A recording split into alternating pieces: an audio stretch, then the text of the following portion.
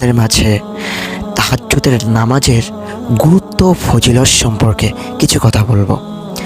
শেষ রাতে মানুষ যখন গভীর ঘুমে মগ্ন থাকে তখন তাহাজ্জুদ আদায়কারীরা মহান আল্লাহ তাআলাকে খুশি করার জন্য নিদ্রা ত্যাগ করে জেগে ওঠে।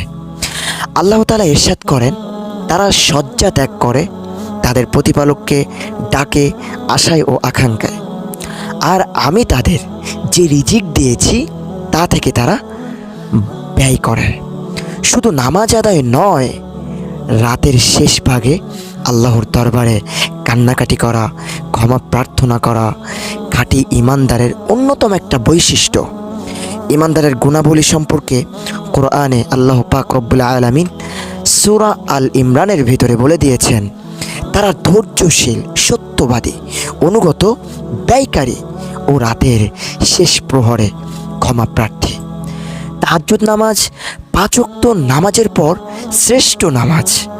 মহানবী হযরত মুহাম্মদ সাল্লাল্লাহু আলাইহি ওয়াসাল্লাম বলেছেন, রমজানের পর সর্বশ্রেষ্ঠ রোজা হলো আল্লাহর মাস মুহররমের রোজা, আর ফরজ নামাজের পর সর্বশ্রেষ্ঠ নামাজ হলো রাতের তাহাজ্জুদের নামাজ।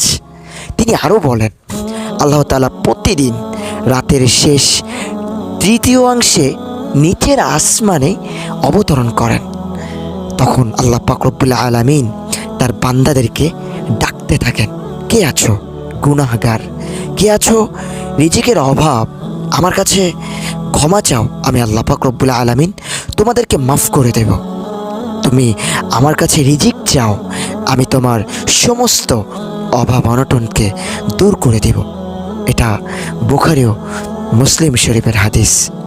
প্রিয় নবী রাসূলুল্লাহ সাল্লাল্লাহু আলাইহি ওয়াসাল্লামের পর সাহাবায়ে কেরাম, তাবেঈনগণ, সব যুগের ওলি ও বিদ্বানরা তাহাজ্জুদ নামাজে রাত কাটিয়ে দিয়েছেন।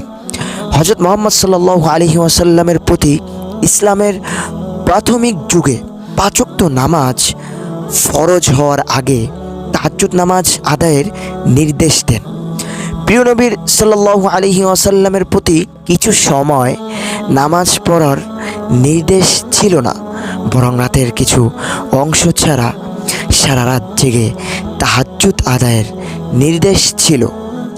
আরও পড়ুন, স্বামী স্ত্রী প্রথম সাক্ষাতে যে দোয়া পড়া সুন্নাত সালাতুল লাইল বা তাহাজ্জুদ এশার নামাজ আদায়ের পর থেকে সুবহে সাদিকের আগ পর্যন্ত পড়া যায়।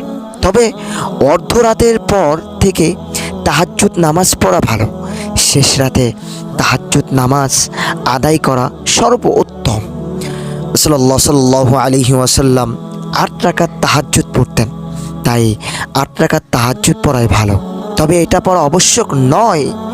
সম্ভব হলে 12 রাকাত তাহাজ্জুদ আদায় করতে পারেন, তবে 8 রাকাত আদায় করা উত্তম। সম্ভব না হলে 4 রাকাত আদায় করতে পারেন। যদি তাও সম্ভব না হয়, তাও যদি পড়তে আপনার কষ্টকর হয়ে যায়, তবে 2 রাকাত হলেও তাহাজ্জুদ আদায় করা ভালো। তবে তাহাজ্জুদ নামাজের কোনো কাজা নেই। আরও পড়ুন সূরা আত-তুর পাঠের গুরুত্ব ও ফজিলত। তাহাজ্জুদ নামাজের নিয়ত। 2 রাকাত তাহাজ্জুদ নিয়ত করছি, অতঃপর আল্লাহু আকবার বলে নিয়ত বেঁধে নামাজ পড়া।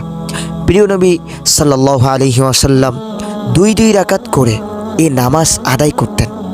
যে কোনো সূরা দিয়েই এই নামাজ পড়া যায়, তবে তিনি লম্বা কেরাতে নামাজ আদায় করতেন।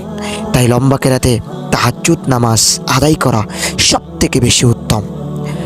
তাকবীরে তাহরিমা আল্লাহু আকবার বলে নিয়ত বাঁধা, অতঃপর সানা পড়া, সূরা ফাতিহা পড়া, অন্য একটি সূরা মেলানো, তথা কেরাত পড়া।